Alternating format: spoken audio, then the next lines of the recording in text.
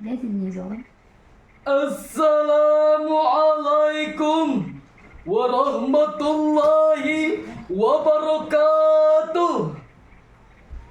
Innal hamdalillah nahmaduhu wa nasta'inuhu wa nastaghfiruh wa na'udzu billahi min syururi anfusina wa min sayyiati a'malina. May yahdihillahu fala mudhillalah wa may yudlil fala hadiyalah. Asyhadu an la ilaha illallah wa asyhadu anna Muhammadan abduhu wa rasuluh. La nabiyya ba'da, amma ba'd. Dewan Hakim yang arif dan bijaksana, hadirin sebangsa dan setanah air yang kami banggakan. Pendidikan merupakan pilar tegaknya bangsa.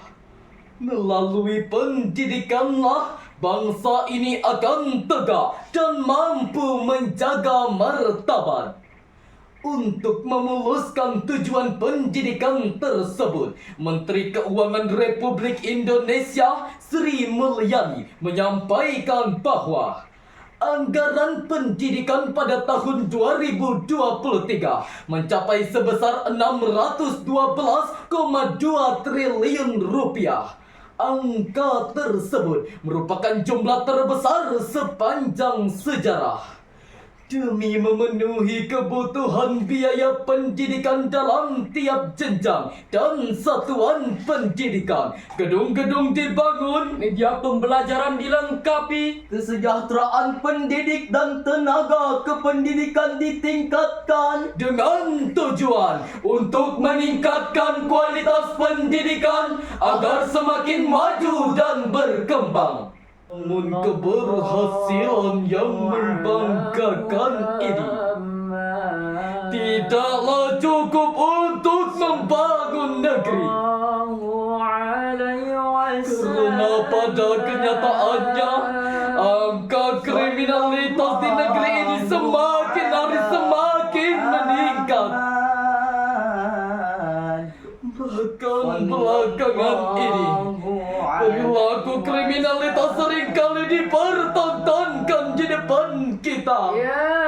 Ada teman yang menembak teman, atasan menginjak bahkan membunuh bawahannya, anak membantai orang tua, maraknya prostitusi dan judi online, korupsi yang hampir terjadi di setiap instansi, dan masih banyak lagi lainnya.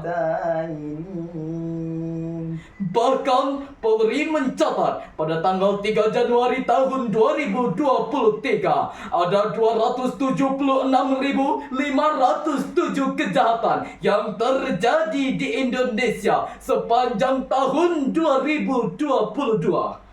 Jumlah tersebut meningkat tajam apabila dibandingkan dari tahun sebelumnya.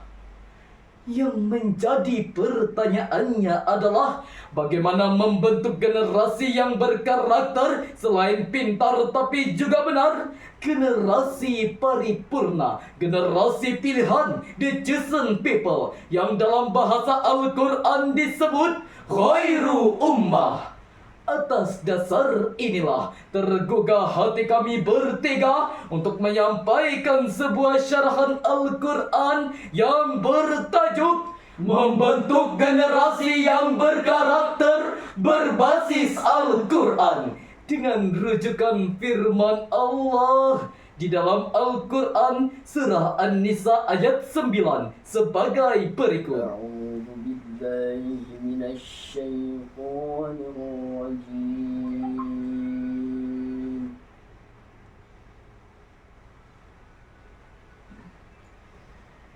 بسم الله الرحمن الرحيم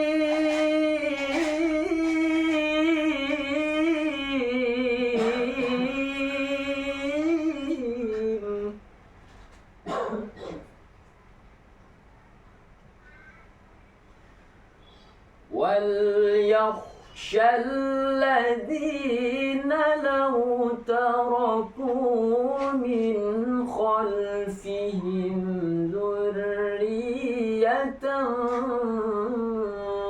ضعافا خافوا عليهم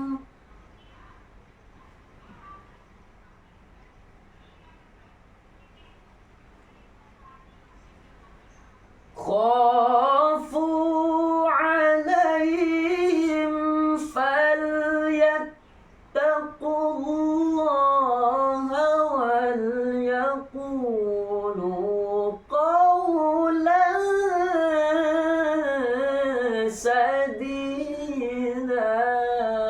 Hamba berlindung kepada Allah dari usikan syaitan yang terkutuk. Dengan menyebut nama Allah yang Maha Pengasih lagi Maha Penyayang. Hendaklah merasa takut orang-orang yang seandainya mati meninggalkan setelah mereka keturunan yang lemah yang mereka khawatir terhadapnya.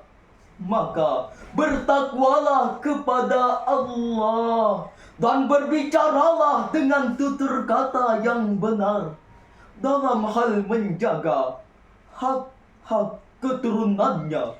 Dewan Hakim yang arif dan bijaksana, hadirin wal hadirat rahimakumullah. Sayyid Qutb di dalam tafsir fi Zilalil Quran menjelaskan bahwa ayat tersebut pada awalnya merupakan peringatan tegas atas kelakuan masyarakat Arab pra-Islam yang menjadikan hukum rimba sebagai acuan. Sehingga pada saat itu masyarakat Arab semakin lemah dan terbelakang. Pesan yang tersirat di dalamnya adalah Allah memerintahkan kita untuk mempersiapkan generasi yang kuat tidak hanya secara jasmani semata, namun juga kuat dalam dimensi spiritual agar tercipta insan kamil yang tidak hanya memiliki kecerdasan intelektual dan emosional, tetapi juga memiliki kecerdasan spiritual sebagai dasar dari karakter bangsa. Hadirin, krisis multidimensi yang hampir terjadi pada semua lapisan masyarakat belakangan ini menunjukkan bahwa identitas bangsa sedang tergoyak. Jika hal ini dibiarkan berlarut-larut, kami khawatir akan berakibat fatal bagi keberlangsungan negeri ini. Oleh karena itu, pembentukan karakter adalah mutlak diperlukan untuk menyelamatkan generasi bangsa dari ambang kehancuran.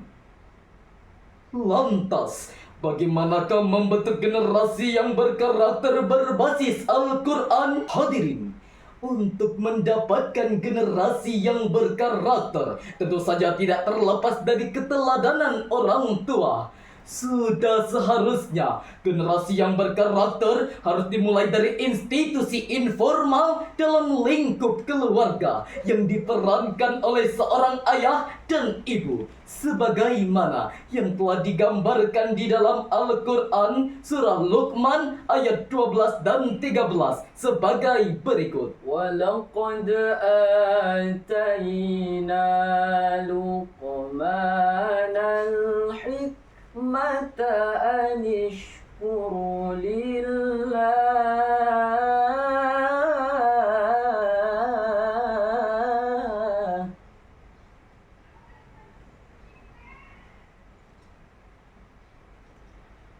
وَمَنْ يَشْكُرْ فَإِنَّمَا يَشْكُرُ لِنَفْسِهِ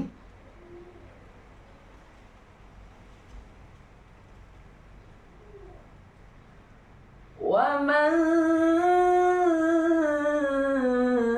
كَفَرَ فَإِنَّ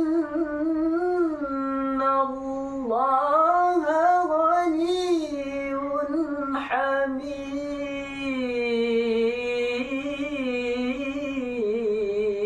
حميد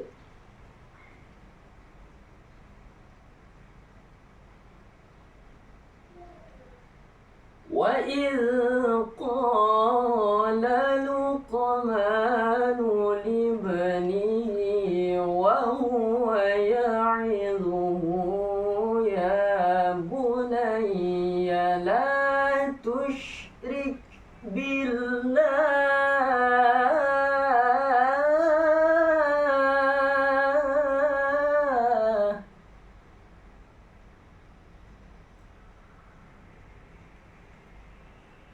إن الشرك لظلم عظيم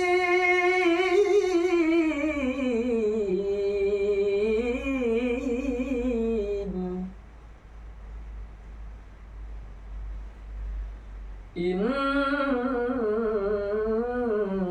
الشرك لظلم عظيم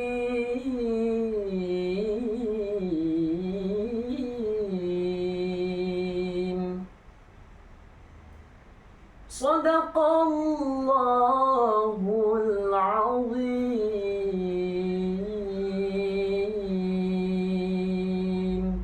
Dan sungguh kami benar-benar telah memberikan hikmah kepada Luqman, yaitu bersyukurlah kepada Allah. Siapa yang bersyukur, sesungguhnya dia bersyukur untuk dirinya sendiri.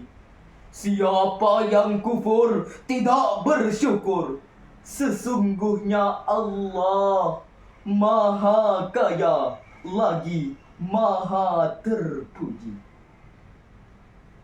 Ingatlah ketika Luqman berkata kepada anaknya saat dia menasihatinya, "Wahai anakku, janganlah mempersekutukan Allah.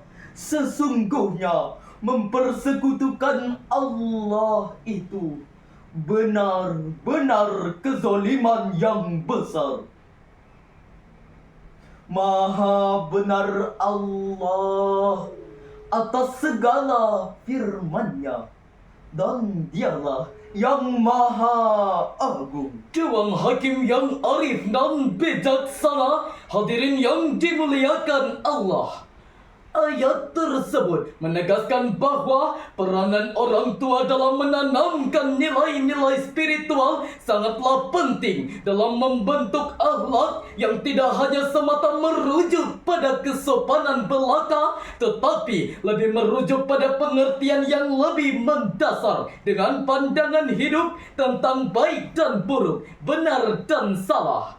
Oleh karena itu, menurut Profesor Dr. Muhammad Quraisy Shihab, akhlak dalam agama Islam tidak dapat disamakan dengan etika dan moral, namun memiliki makna totalitas yang lebih meluas yang mencakup sifat batiniah dan sikap lahiriah. Hadirin, dari ungkapan yang telah kami sampaikan tadi, dapat kami tarik mutiara kesimpulan menjadi 3. Yang pertama, Untuk membangun generasi yang berkarakter, diperlukan kecerdasan spiritual bagi bangsa ini. Selain kecerdasan intelektual dan emosional, sebagai solusi dari krisis multidimensi saat ini. yang kedua, Dalam menanamkan norma-norma akhlak yang mulia, hendaknya dimulai dari kecil dan dimulai dari keluarga. dan yang ketiga, bangsa yang berkarakter akan melahirkan profesional-profesional yang tangguh dan bermutu, yang siap bertarung untuk menjadikan Indonesia maju dan bermartabat. Sepakat? Hadirin, demikianlah syarahan yang dapat kami sampaikan. Sebagai penutup, dengarkan pantun berikut. Pergi ke pasar membeli benang, tak lupa pula membeli jingga. Kami sungguh merasa senang mengikuti lomba yang diadakan Universitas Airlangga. Wabillahi taufiq wal hidayah. Wassalamualaikum warahmatullahi wabarakatuh.